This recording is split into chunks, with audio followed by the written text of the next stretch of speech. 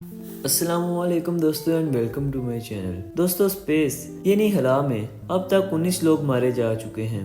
آج کی یہ افسوسناک کہانی ایک ایسے ہی آدمی کے بارے میں ہے جو اپنی موت کی وجہ سے مشہور ہے۔ یہ آدمی خلا سے زمین پر گر گیا تھا۔ اس کا نام ولادیمیر کوماروو ہے۔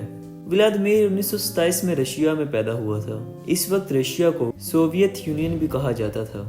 صرف 15 سال کی عمر میں یہ آدمی ایک پائلٹ بن گیا۔ دوستو 1955 میں رشیا اور امریکہ میں ایک مقابلہ شروع ہو گیا تھا۔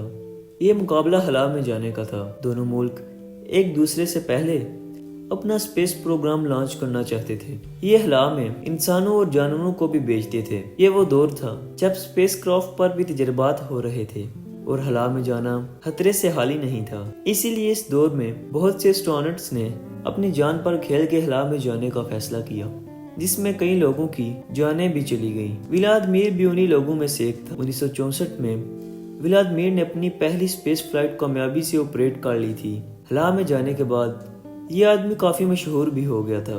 دوستو 1967 میں رشیا نے ایک اسپیس مشن کا پلان بنایا۔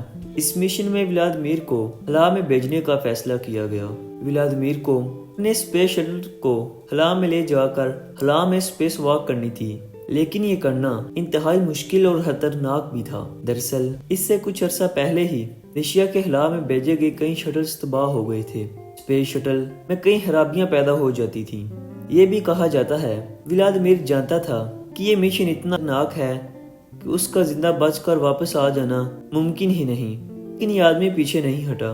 کئی اسٹرونٹس نے رشیا یعنی سوویت یونین کو ہاتھ بھی لکھے کہ اس مشن کو ختم کر دیا جائے، لیکن جیسا کہ میں نے آپ کو بتایا ان دنوں رشیا اور امریکہ کے درمیان اسپیس وار جاری تھی اور رشیا کسی بھی صورت میں امریکہ کو پیچھے چھوڑنا چاہتا تھا۔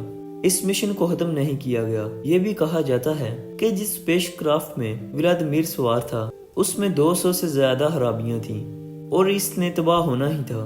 23 اپریل 1967 کو ولادیمیر اپنے اسپیس کرافٹ میں سوار ہوا۔ اگلے 24 گھنٹے میں اس نے 16 دفعہ زمین کے چکر لگائے۔ سب کچھ ٹھیک چل رہا تھا۔ ولادیمیر خوش تھا کہ یہ اپنے مشن کو مکمل کر لے گا، لیکن پھر کچھ افسوسناک ہوا۔ دوستو اس کے اسپیس کرافٹ کے سولر پینلز جن سے ان کو انرجی مل رہی تھی خراب ہونا شروع ہو گئے۔ ولادیمیر کو اس مشن کو فوری ختم کرنے کا حکم دیا گیا، لیکن تب تک بہت دیر ہو چکی تھی۔ اسپیس کرافٹ کی راکٹ بریکس بھی خراب ہو گئیں۔ یہ زمین سے 23,000 فٹ کی بلندی پر تھا جب اس آدمی نے اپنا پیراشوٹ کھولنے کی کوشش کی، لیکن اس کا پیراشوٹ کھل نہ سکا۔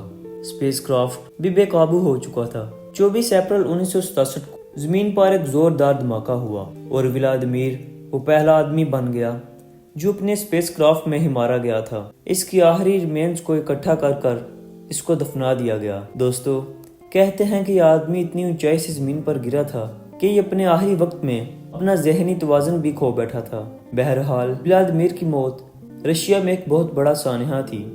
اس کو اے مین فیل فرام اسپیس کے ٹائٹل سے بلایا جاتا تھا، یعنی ایک ایسا آدمی جو اسپیس سے زمین پر گر گیا تھا۔ دوستو اگر آپ کو یہ ویڈیو پسند آئی ہو تو ویڈیو کو لائک اور چینل کو سبسکرائب کر دیں تاکہ ہماری ہر ویڈیو کا نوٹیفیکیشن آپ کو مل سکے۔ اپنا بہت زیادہ خیال رکھیں۔ خدا حافظ۔